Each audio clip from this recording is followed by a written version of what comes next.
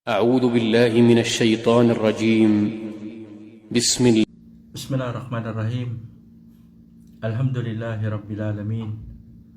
Sallallahu wasallam ala nabiyina Muhammad wa ala alihi wa ashabi ajmain.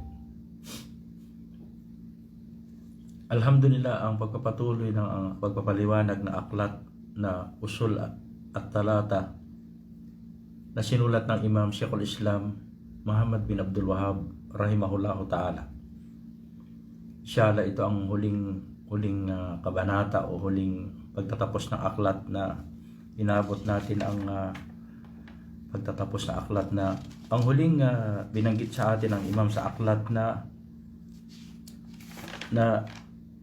ang propeta Muhammad sallallahu alaihi wasallam na ipinadala sa kanya ng Allah Tabarak wa Ta'ala ang kabuuan ng dinang Islam. Nang dinang Islam ay kompleto na, buong buo, walang kulang at walang nang dapat pang idagdag. At pagkatapos binanggit din sa atin ng imam sa huling paliwanag natin ng nakaraan ang kahalagahan ng paniniwala at pagsasabuhay o pagsasagawa ng paniniwala sa Yawmal Ba'ath o sa Yawmal Qiyamah. Pagpapatuloy ng imam rahimahullah, sabi niya rito, qala al-muallif rahimahullah, wa arsalallahu jami'ar rusul mubashshirina wa mundirin. Wa dalilu qawluhu ta'ala rusulan mubashshirina wa mundirin li'alla yakuna lin-nasi 'ala Allahi hujjatan ba'da rusul. So sabi rito ng imam rahimahullah, wa arsalallahu jami'ar rusul, at nagpadala ang Allah subhanahu wa ta'ala ng maraming sugo o lahat ng sugo. Nagpadala Allah subhanahu wa ta'ala ang pinadala niyang lahat ng sugo. Anong dahilan? Bashirina wa mundirin.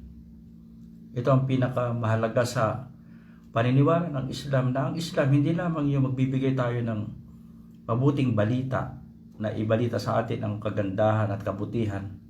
Ang Islam, ito ay laging magka-balance na ipinapaalam sa atin ang kabutihan, ang tamang paniniwala sa Allah subhanahu wa ta'ala, at ang maging gantimpala nito ang Jannah o ang paraiso, at ang antas ng mga tao na makakamit nila ang tagumpay. Ganon din lagi nagbibigay ng babala, papaalala at babala o pagbabawal o warning na layuan natin ang mga anumang uri ng unang-una ang pagtatambal o shirk o kupor, at anumang uri ng kasalanan na sumisira ng ating din.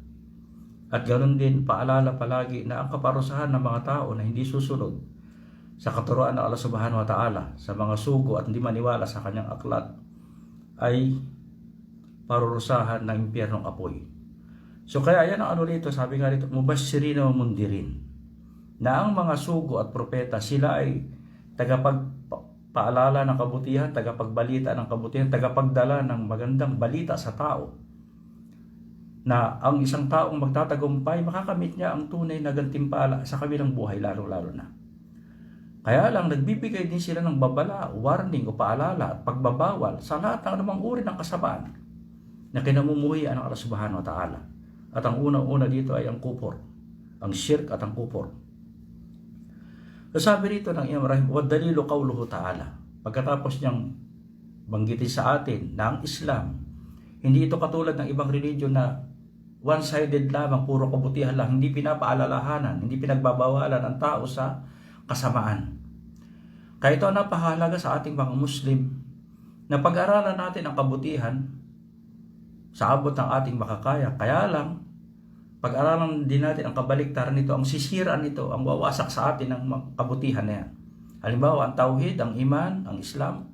Pag-aralan natin ang mga bagay na sisira ng Islam, ng ating iman, ng ating tauhid, kabaliktaran. Kaya, mubashshirina wa mundirin. Sabi rito, wa dalilu qawluhu ta'ala, rusulan mubashshirina wa mundirin. Mga sugo na sila ay nagbibigay ng paalala, ng magandang balita tungkol sa mga gantimpala, tungkol sa Jannah, tungkol sa reward, tungkol sa tagumpay dito sa dunya, sa barsakhiya at saka sa akhirah. Kaya lang, sabi rito, wa mundirin. At ang lahat ng sugo ay nagbibigay din ng babala, warning at pagbabawal o paalala na wag kayong pupunta sa mga bagay na kinamumuhian ng Allah subhanahu wa ta'ala. Huwag kayong gagawa ng kasamaan, huwag kayong pupunta sa shirk, huwag kayong gagawa ng mga kabair, Huwag kayong gagawa ng mga bagay na magiging nawakid ang inyong Islam. Masisira ang inyong Islam. Li'alla yakuna linnas 'alallahi hujjatan ba'da rusul. Upang ang mga tao nagpadala ng napakaraming sugo. Upang ang mga tao pagdating na Yawmal Qiyamah, wala silang dahilan. Hindi na sabihin, hindi ka nagpadala sa amin ng sugo. Walang dumating sa amin sugo, wala kami natanggap ni revelasyon, wala kaming aklat. Ang mga tao sa buong mundo, ang mga Muslim, unang-una ang mga propeta, ay nagbigay ng balita at babala sa mga taong hindi makikinig sa katuruan. Upang sila wala silang excuse, wala silang dahilan, wala silang sabihin nila na ang lahat ng tao sa Yawmal Qiyamah ay merong mag-witness sa kanila, merong proof, may evidence sa kanila, clear na evidence o hudya, mahajjatul bayda, na may dumating sa kanilang sugo at may dumating sa kanilang kapahayagan. Pagkatapos sabi ng Imam Rahim, wa awwaluhum Nuhun alayhi salam wa akhiruhum Muhammadun sallallahu alayhi wasallam wa huwa khatamun nabiyyin. Ang unang-unang rasul na dumating dito sa daigdig sa Ahlul Ard ay si Prophet Nuh alayhi salam. Ito ay ittifaq, ibig sabihin ajma ang mga ulama at ang mga Muslim nakasunod sa atar sa tinatawag nating revelation at saka sa kitab at saka sa sunnah na ang unang-unang rasul ay si Prophet Nuh alayhi salam, dahil nang siya ay dumating, diyan nagumpisa ang tinatawag nating shirk o pagtatambal o pagsamba sa Allah subhanahu wa ta'ala. Magmula nung panahon ni Prophet Adam alayhi salam, nung bumaba siya sa daigdig, nanatili ang mga tao, ang Bani Adam, sa asyara kurun. Ibig sabihin sa 1,000, sa 10 kurun o 10 bawat kurun ay 1,000 taon. So 10. At pagkatapos dumating si Iblis o si Shaitan at ninilang ang mga tao, katulad ng unang-unang panlililang ay yung gulo sa salihin. Sobrang pagmamalabis o pagtataas o pagdakila sa mga banal na tao, at sila ay napunta na sa pagsamba sa unang-una sa rebulto at sa mga propeta, sa mga sugo, sa mga anghel at iba pang mga nilika na ginagawa nilang tagapamagitan sa Allah subhanahu wa ta'ala. So si Prophet Nuh alayhi salam ang unang-unang sugo.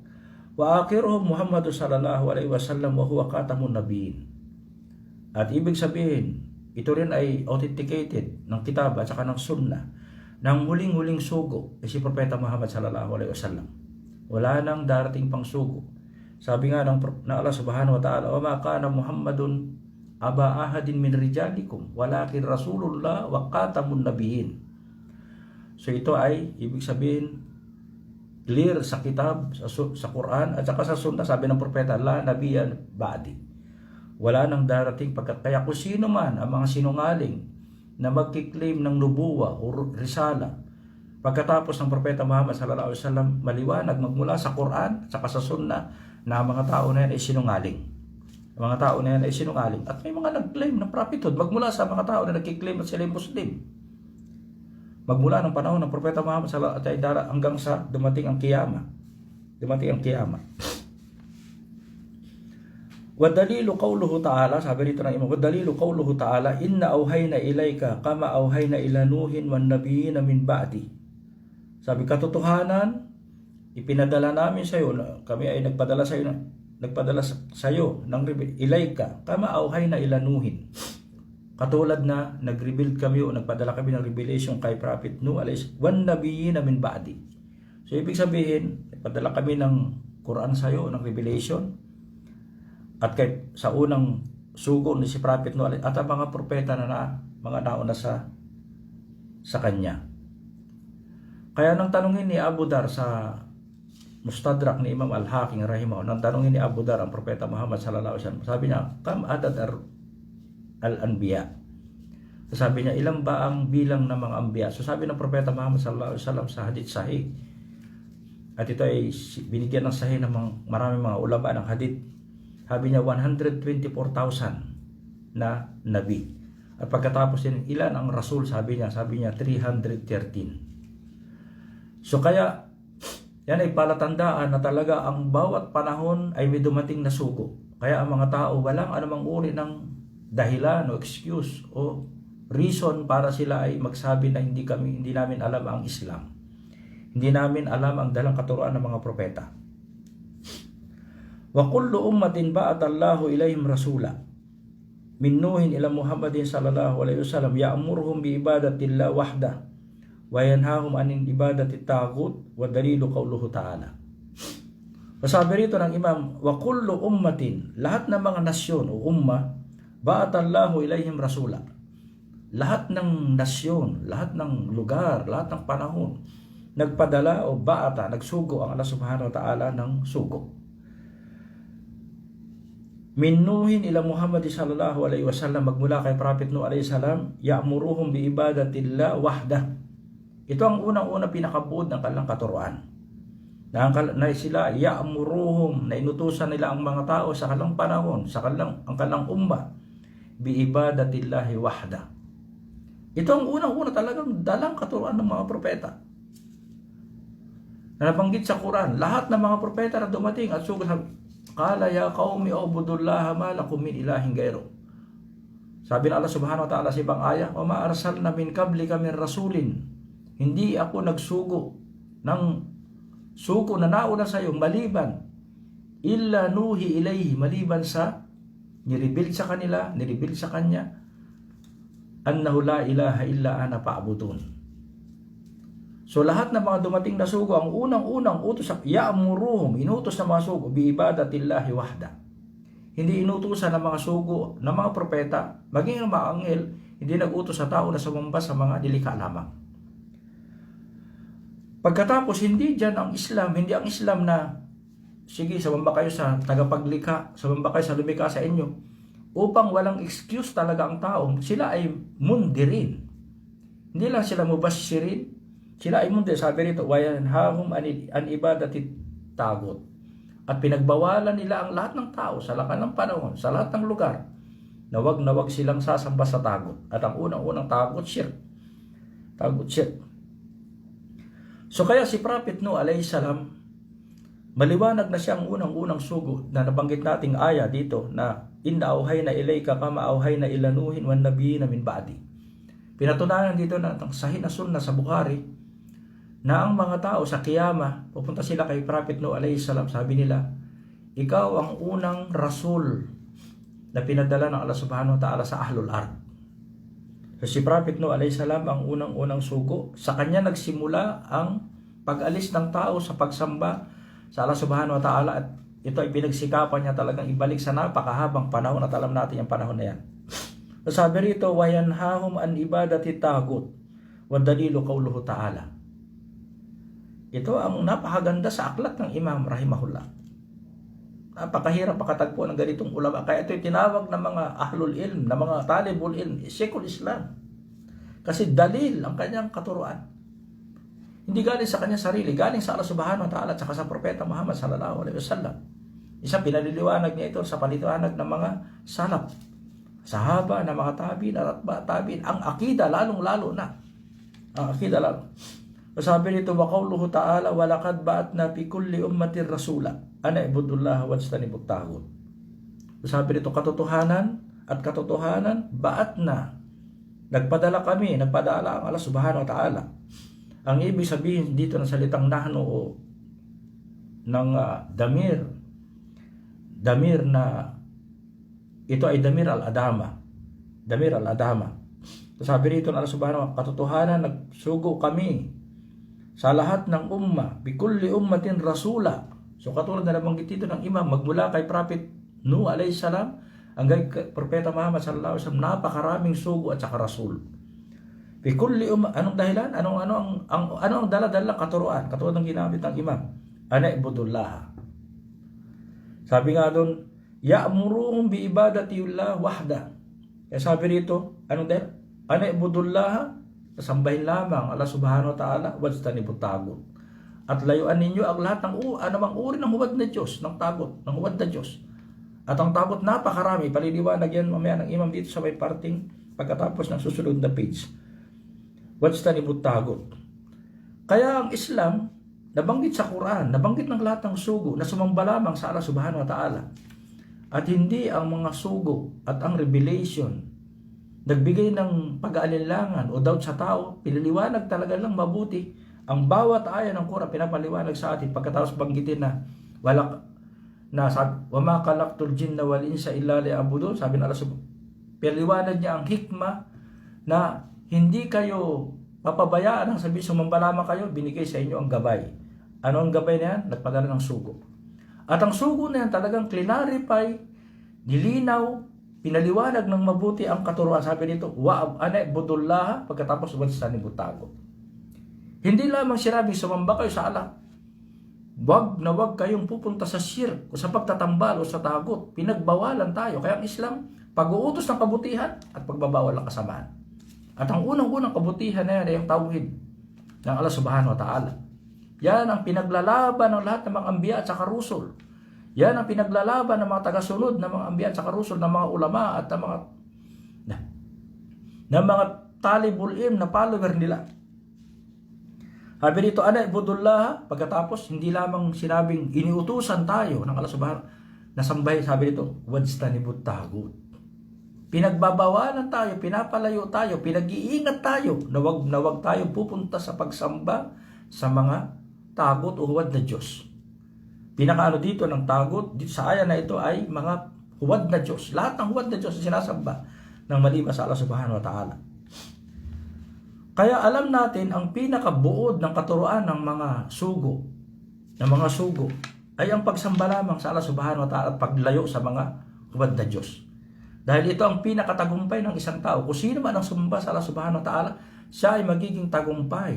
At siya ipapasok sa Jannah. Kung sino naman ang sirain niya, ang unang-unang kautusan na yan, ang unang-unang amar na yan, unang-unang command na yan, siya ay magiging talunan, siya ay mapapahamak, at siya ay mapunta sa impyernong apoy. Kaya, nang ipadala ng ng Propeta Muhammad sallallahu alaihi wasallam si Muad sa Yemen, sabi niya, "Ya Muad, innaka tahti qauman min ahlil kitab." Ikaw ay tutungo sa mga tao ng people of the book o ahlul kitab, Yahud wan Nasara. Mga Hudyo at mga Kristiyano, sabi niya, "Paawwalu ma taduhum ilayhi syahadatu an la ilaha illallah." Sabi niya, ang unang-unang bagay na imbitahan mo sila, na ituro mo sa kanila, ipaalam mo sa kanila, syahadatu an la ilaha illallah, ang tauhid ng Allah subhanahu wa ta'ala. Pagkatapos sabi niya, "Pa-inhum ata'u kalidalik." Pa-inhum ata'u kalidalik, sabi niya, kapag ito ay kapag ikaw ay sinunod o tinanggap nila ang tauhid, ud'uhum ila sala. O ibig sabihin na ipaalam mo sa kanila, paalimhum as-sala. Ang 5 sala, layla wan nahar. Na merong 5 sala sa araw at gabi. So kaya sabi nga ng mga ulama na kapag ang mga tao hindi nila tinanggap ang tauhid, huwag mo silang tuturuan ng sala. Kasi kahit ang tao magsala, magbigay ng saka, mag-ayuno sa buwan ng Ramadan, kapag hindi nila tanggap ang tauhid, hindi nila naintindihan ang tauhid, walang silbi, walang saysay, useless, walang pakinabang ang kalang ginagawang pagsamba kapag hindi ito nakabase sa pundasyon o sa tinatawag nating usul o asli o pinaka pundasyon ng katuruan. Dahil lahat ng anumang uri ng kabutihan dito nakabatay, dito nakasalalay, dito nakapatong lahat. Kaya kung ang isang tao nagsasala, hindi naman naniniwala sa Allah subhanahu wa ta'ala, walang tauhid, merong shirk, merong kufur, naniniwala sa tagut, so walang saysay ang kanyang sala. Katulad ng mga kafir, nagsasala sila. May mga Muslim na involved sa shirk, involved sa pagsamba sa awliya, sa mga salihin, sa mga banal na tao, sa mga patay na nakalibing sa libingan. Tumatawag sa mga anghel, sa mga propeta, sa jinn. So ang lahat ng yan ay nawakid ng Islam. Nawakid ng Islam. Kaya talagang sabi nga naman, hindi maaring tawagin o ituro ang sala sa isang tao kapag hindi natanggap ang tauhid. Kasi may mga tao na papasok sa paraiso, hindi malaman nakapagsala ng isang sala. Maraming mga hadith na nakita natin, halimbawa yung isang Yahud na namatay o ginabayan o na ang Propeta Muhammad sallallahu alaihi wasallam, nang siya ay lumabas na ang nag-aagaw buhay yung ano na yun, na siya ay nagdua na. Sabi niya, alhamdulillah, at ginabayan ang may mga sahaba na kapapasok lamang nila sa Islam, sila ay namatay sa jihad. Hindi malaman kapag sala, may mga hadith. So, ibig sabihin, halimbawa, yung isang tao na gumawa na napakaraming kasalanan, alam natin na minsan, kapag tama ang iyong akida, tama ang iyong iman, tanggap mo talaga ng buong katotohanan, tahkik ng tauhid, at walang anumang uri ng kupor sa tagot. So, ibig sabihin, by the mercy of Allah subhanahu wa ta'ala, papasok ang tao na yan sa Jannah. Kaya sabi rito ng Allah, walakad ba'atna fi kulli ummatin rasula, ana ibudullah. Ana ibudullah. Ito ang unang-unang commandment. Pagkatapos, unang-unang haram, unang-unang pinagbabawal, wajtanibut tagut. Sa ibang ayat, wa'budullah wala tusriku bihi syai'a. Wa'budullah wala tusriku bihi syai'a. Napakarami. Qul ta'ala wa atlu ma harrama rabbukum alaykum alla tusriku bihi syai'a. Wag kayong magbibigay, wag kayong kukuha ng katambalan ng Allah subhanahu wa ta'ala. Pagpapatuloy ng Imam rahimahullah, wabtarada Allahu ala jami' al-ibad al-kufur bit-tagut wal iman billah. Sabi rito ng Imam rahimahullah, wabtarada, ginawang fard, wajib, at ang tinutukoy ditong fard ain. Ito ay obligado, fard ain sa lahat ng mga Muslim, na batang Muslim na umabot sa sapat na gulang hanggang siya ay mawala ng buhay. Fard sa kanya ang, sabi nga rito, ibtaradallahu ala jami' al-ibad, sa lahat ng nilikha o sa lahat ng alipin ng Allah subhanahu wa ta'ala. Wajib, Muslim at saka kafir, natanggapin na jami' al-ibad al-kufur bit-tagut. Na wag paniwalaan ang lahat ng tagot, lahat ng huwad na Diyos, lahat ng mga sinasamba o sinusunod ng maliban sa Allah subhanahu wa ta'ala. Wal iman billah, at paniwalaan lamang Allah subhanahu wa ta'ala. Yan ang la ilaha illallah.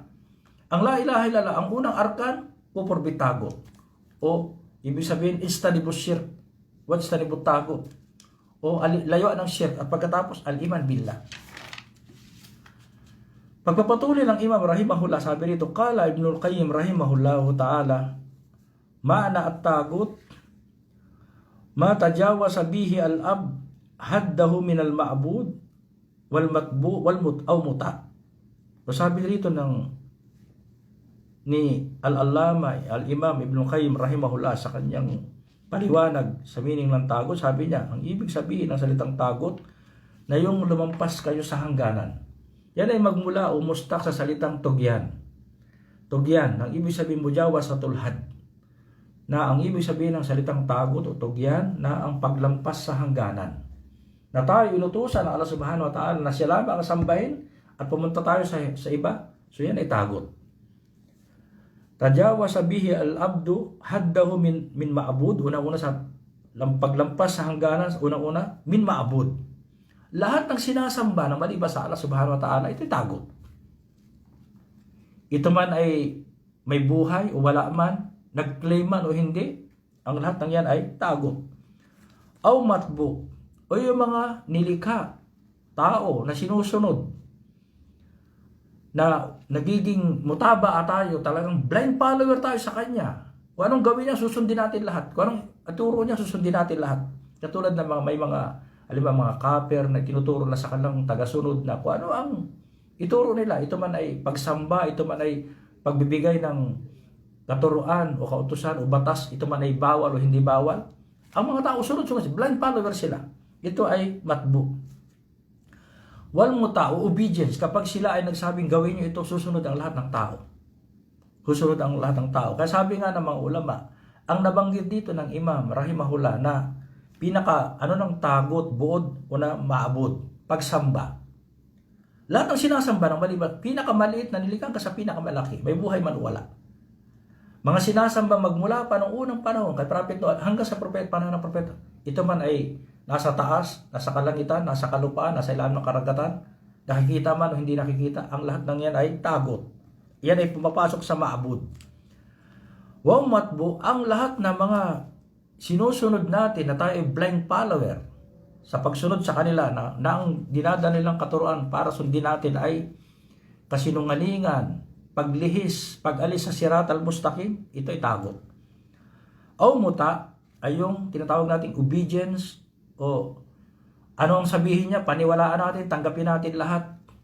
Ang lahat ng yan ay pumapasok sa tagot. Sabi nga ng mga ulama, sa tatlong nabanggit dito ng Imam rahimahullah, hindi lumalabas ang mga bagay na yan na nangyayari sa tao na ginagawa lang tagot. At binigay niya rito ang mga pinaka mataas na uri ng tagot. So sabi rito na, watawagit katiratun, warusuhum kamsa.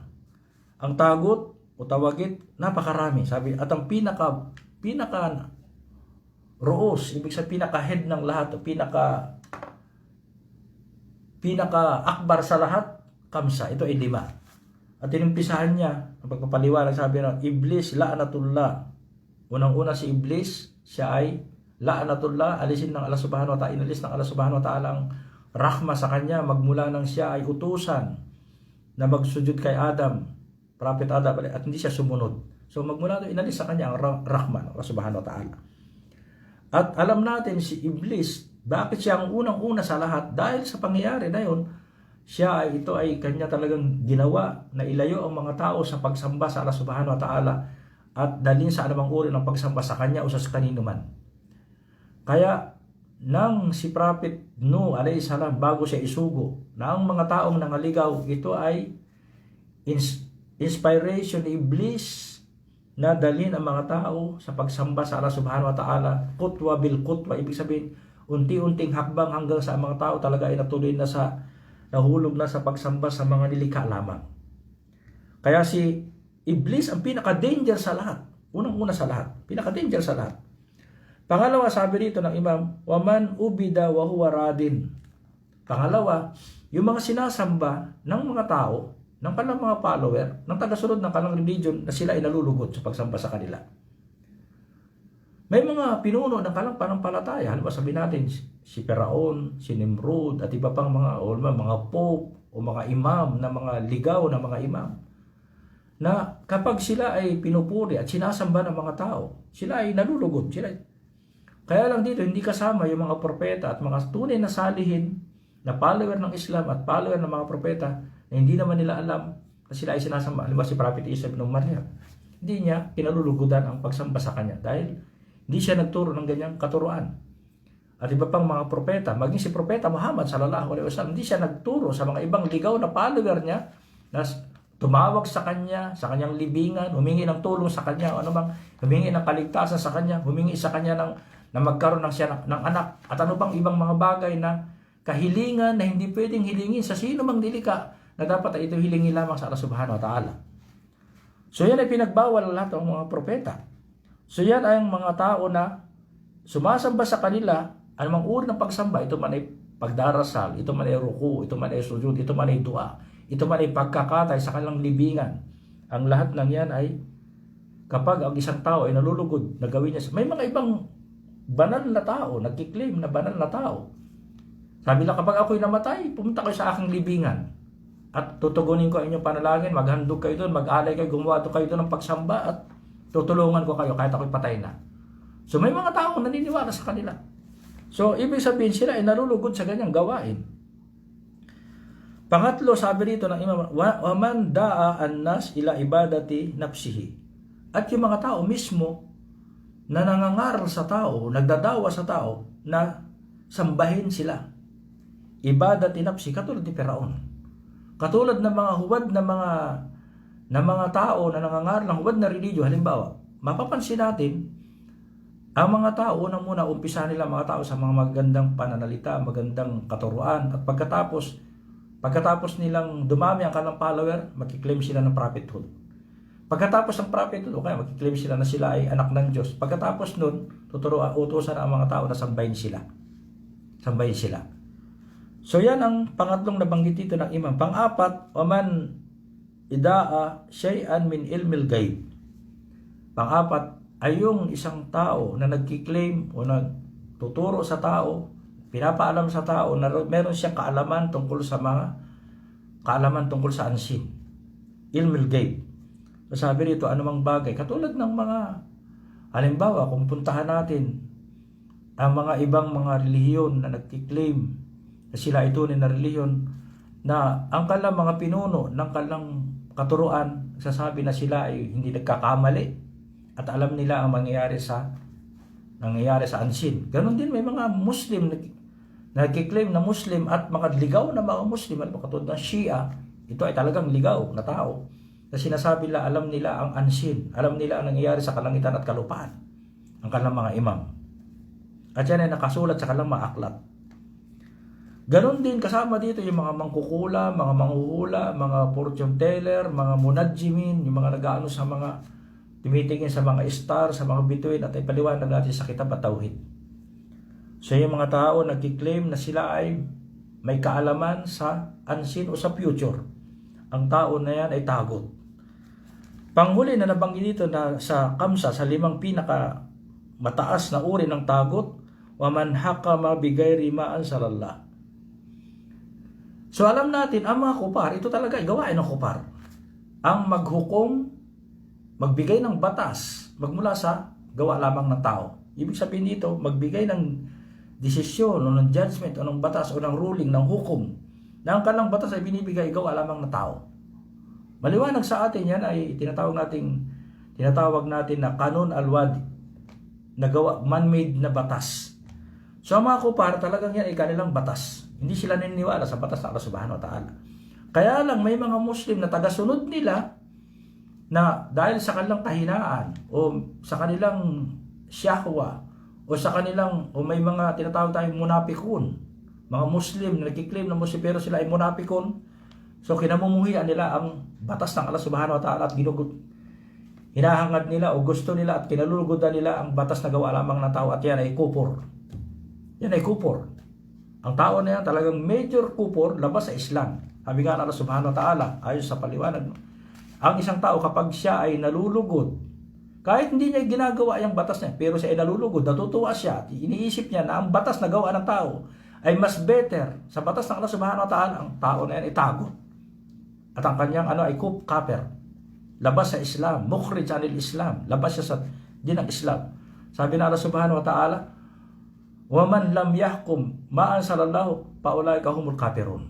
Kung sino man ang magbigay ng batas na ginagamit yung batas ay hindi ni-reveal ng Allah Subhanahu wa Ta'ala, ang tao na yan ay kafirun.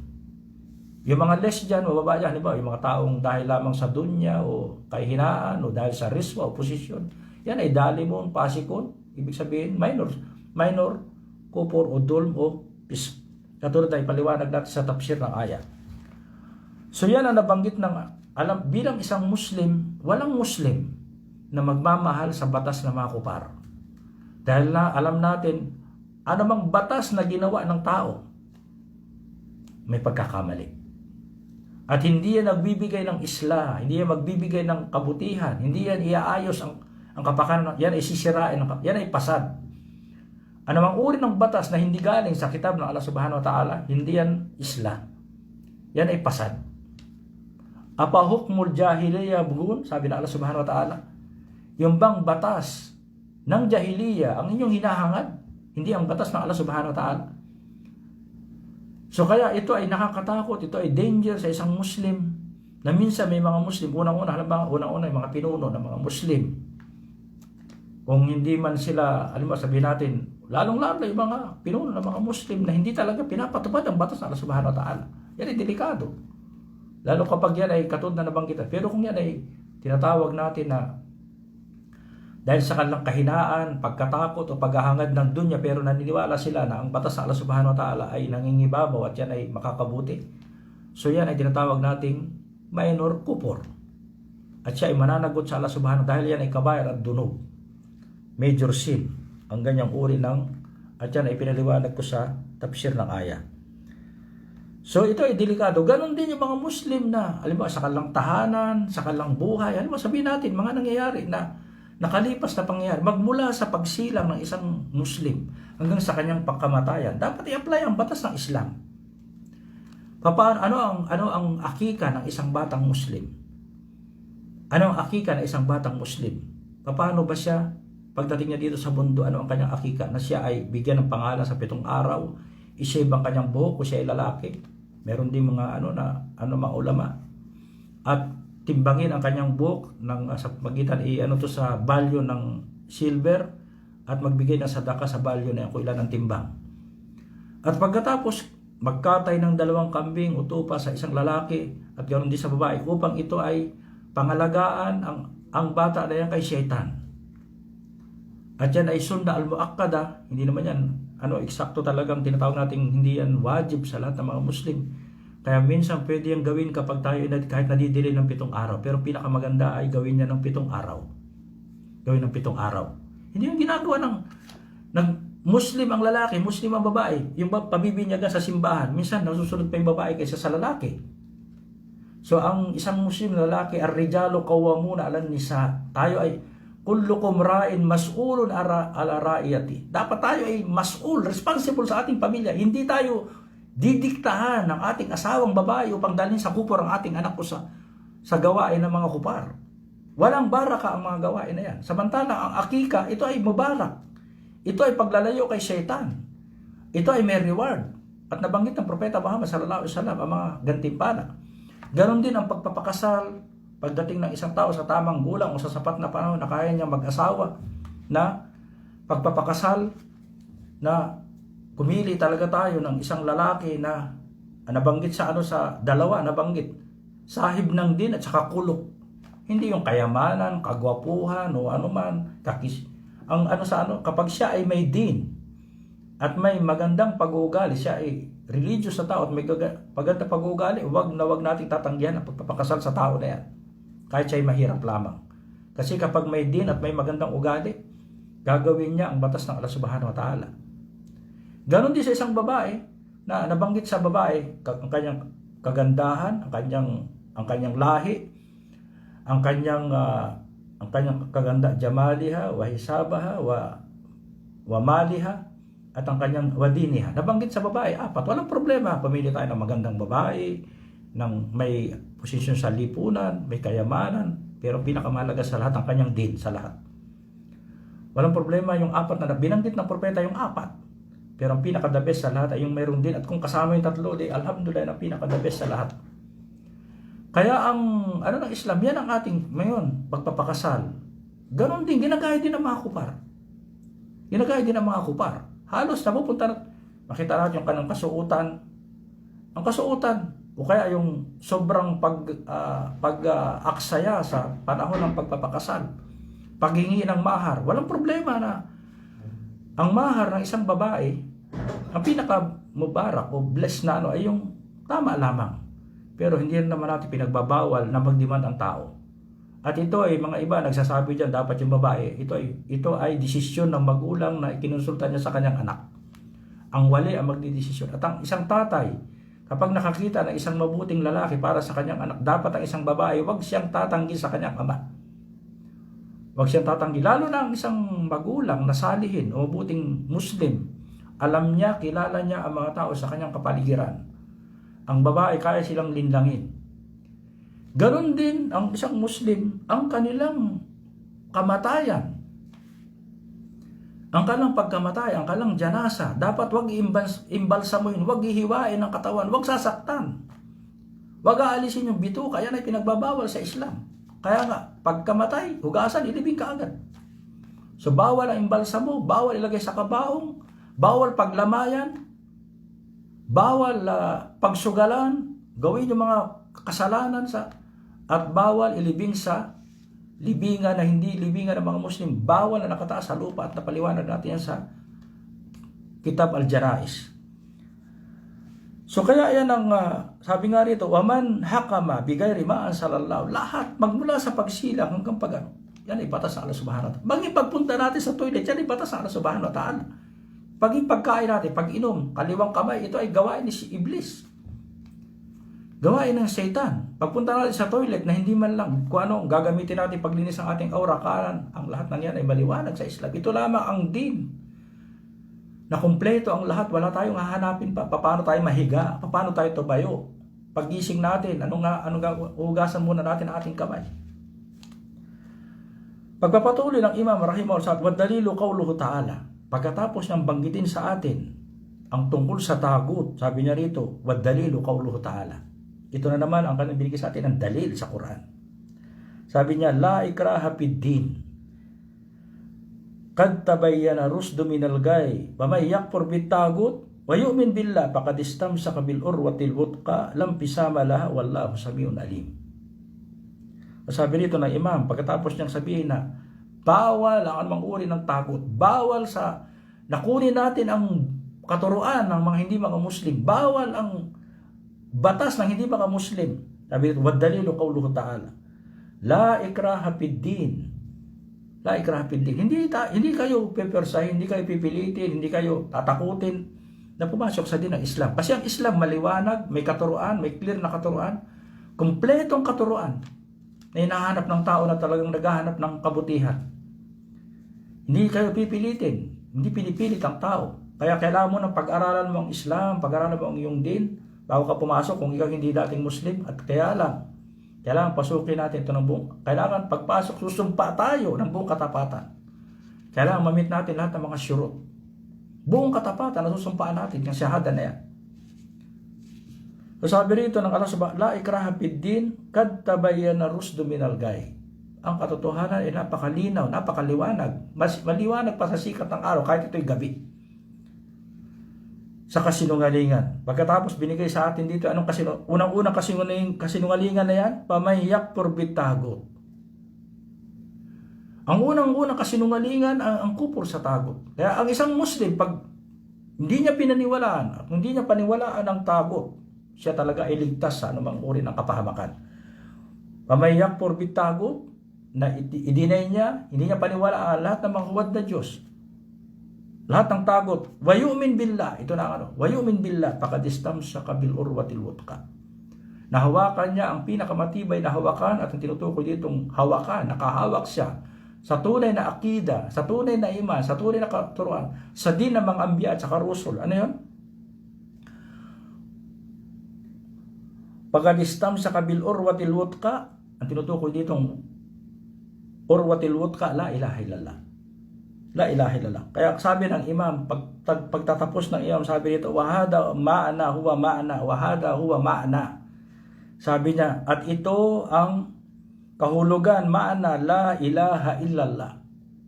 Subhanallah. Sa umpisa ng kanya aklat, puro la ilaha. Nagtapos siya sa la ilaha illallah. Sabi niya rito, "Wahada huwa ma'ana, la ilaha illallah." Ito ang kahulugan ng kung bakit kayo nilikha. Ito ang kahulugan kung bakit nagpadala ng lahat ng mga sugo, napakaraming sugo. Ito ang dahilan kung bakit nagpadala ng mga aklat. Ito ang dahilan bakit binigyan kayo lahat ng suporta na kailangan dito sa dunya. Dahil saan? Sabi, "Wahada huwa ma'ana la ilaha illallah." Na layuan, la ilaha, ibig sabihin, i-avoid ninyo lahat ng mga hisira ng tauhid. Tapos illallah, tauhid. Sabi rito ng Imam rahimahullah pagtatapos, "Wa fil hadith ra'sul amri al-Islam." Sabi niya, ang pinakaulo ng lahat, ang pinakapuno ng lahat, ang pinakaumpisa ng lahat, ang pinakasandigan ng lahat, ang pinakabuod ng lahat, ang pinaka-essence ng lahat ng katuruan. Sabi nito, Islam. Ra'sul amri al-Islam, at lahat naman nagpapaliwanag ng hadith. Mga mufassir, ng ibig sabihin dito ng Islam, tauhid. Dahil ang unang-unang pilar ng Islam, tauhid. Hindi ka pwedeng pumunta sa sala. Hindi pwedeng magsala ang tao kapag wala yung tauhid. Hindi ka sumumpa ng la ilaha. Hindi, bawal ka magsala muna hanggat di mo alam, hindi mo sinusumpaan, hindi mo tanggap sa iyong puso ang tauhid. Sabi rito ng Propeta sallallahu alaihi wasallam, "Ra'sul amri al-Islam." Ang pinakaulo ng lahat, buod ng lahat, ulo ng lahat, sandigan ng lahat, pinagpapatungan ng lahat ng katuruan ang Islam. Ano yung Islam na yan? La ilaha illallah. Shahadatu an la ilaha illallah. Wa amuduhu as-salah. Ang kanyang amud, ang kanyang poste, ang kanyang tukod para wag mabuwag ang inyong Islam. Wag kayong masira ang inyong Islam ay ang sala. Kaya lang, ang sala ay napakahalaga sa lahat. Pagkatapos ng tauhid, niribig pa sa kalangitan. Kaya lang, hindi pa rin pwedeng magsala kapag walang tauhid.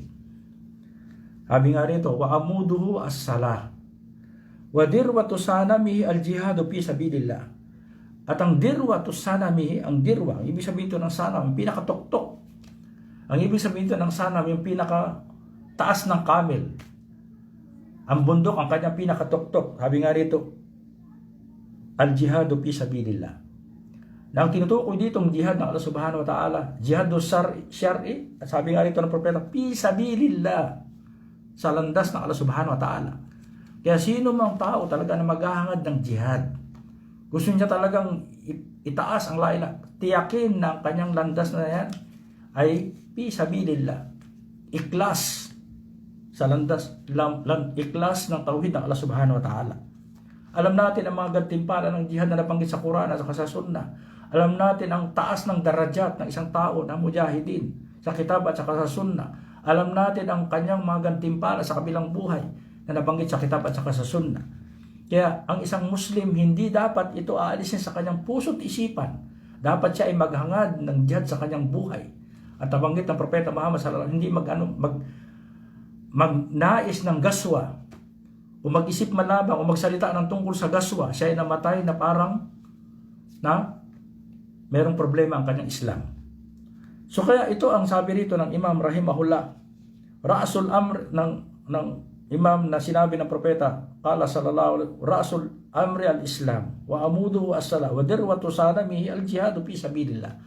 Kasi ang jihad, hindi yan dapat mawala sa Islam. Kasi ito ang pangangalaga upang pangalagaan talaga ang tauhid at wag alisin ang kupor at wag ipalit ang syirk at saka kupor. Wag ipalit ang batas na gawa lamang ng tao. At kapag ang mga Muslim ay malakas katulad ng panahon ng propeta at ng mga sahaba ridwanullahu alaihim, pinakalat talaga sa magitan ng jihad, ay in-spread nila ang Islam sa lahat ng tao. Kung sino man talaga ang matigas ang ulo na ayaw tumanggap ng Islam, bisang kinakailangan sila ay labanan upang alisin sila sa syirk, sa tagut, sa kupor, at dalhin sila sa pagsamba lamang sa Allah subhanahu wa ta'ala, sa tawhid ng Allah subhanahu wa ta'ala. Dalhin sila sa kabutihan, hindi sa kasamaan, hindi sila dalhin sila sa pagpasok sa paraiso at alisin sila sa impyerno. Yan ang dahilan bakit nakikipaglaban ng mga Muslim. Kaya tayo mga Muslim, ang mga muwahhidin na mujahidin sa sabil ng Allah subhanahu wa ta'ala, wag natin kalilimutan na sila ay ating ipagdua, na sila ay gabayan, tulungan, bigyan ng tagumpay, at lagi natin silang isasama sa ating panalangin. Huwag natin tanggapin ang mga paninira sa kanila, lalo-lalo na yung mga tunay na mujahidin, na talaga ang kanilang pinaglalaban ay ang landas ng Allah subhanahu wa ta'ala, katulad ng mga sahaba, ng mga tabi'in, at yung mga tagasunod ng mga propeta at mga sugo at ng ating mga tatlong unang henerasyon. So sabi rito ng Imam rahimahullah, wallahu a'lam. Pagtatapos ng kanyang aklat, sabi niya, pinagkaloob niya ang lahat ng kaalaman na kanyang ibinigay. Sabi niya, ang Allah subhanahu wa ta'ala nakakaalam lahat dahil siya ay, ang kanyang kaalaman ay walang hanggan. At sakop ng kanyang kaalaman ang lahat ng bagay. Alam niya kung ano sinasabi natin. Anong tinuturo ng imam ko, ito ba ay tama o hindi? Ito ba ay may dalil o wala? Ito ba talaga ang katuruan ng Islam? Pagkatapos sabi niya dito, wa sallallahu ala nabiyina Muhammad wa alihi wa sahbihi wa sallam. Dito nagtapos ang kanyang aklat. At ako ay nanalangin sa Allah subhanahu wa ta'ala na patawarin ng imam at itaas ang kanyang antas sa kanyang mga aklat na nagbibigay na napakaraming kabutihan sa mga Muslim na naghahangad talaga na tama akida. Kung tingnan nyo ang karamihan ng kanyang aklat, Kitab at Tauhid, Usul at Talata, Qawaid al-Arbara, Kasbus Syubuhat, at ibang mga aklat ng Tauhid, lahat ng mga ulama ng mga Muslim, ang kanyang aklat, ang isa sa pinakamagandang aklat upang pag-aralan ang tawhid o akida ng mga Muslim. Itong Usul at Talata, napakaikling aklat. Kung tingnan nyo ang kanyang matan, itong ating binasa, ito ay umabot lamang ng 59 na page o pahina. Kaya lang nabanggit niya rito ang lahat, summary o mulakas na katuruan ng Islam, lalong-lalo na yung tatlong katanungan sa libingan. So inshallah hanggang dito na lamang at tayo nagpapasalamat sa Allah subhanahu wa ta'ala na natapos natin ang aklat. Tayo ay bigyan pa ng kakayahan o pagkakataon na magpaliwanag ng panibagong aklat. Wa sallallahu wa sallam ala nabiyina Muhammad wa ala alihi wa ashabihi wa sallam. Assalamualaikum warahmatullahi wabarakatuh.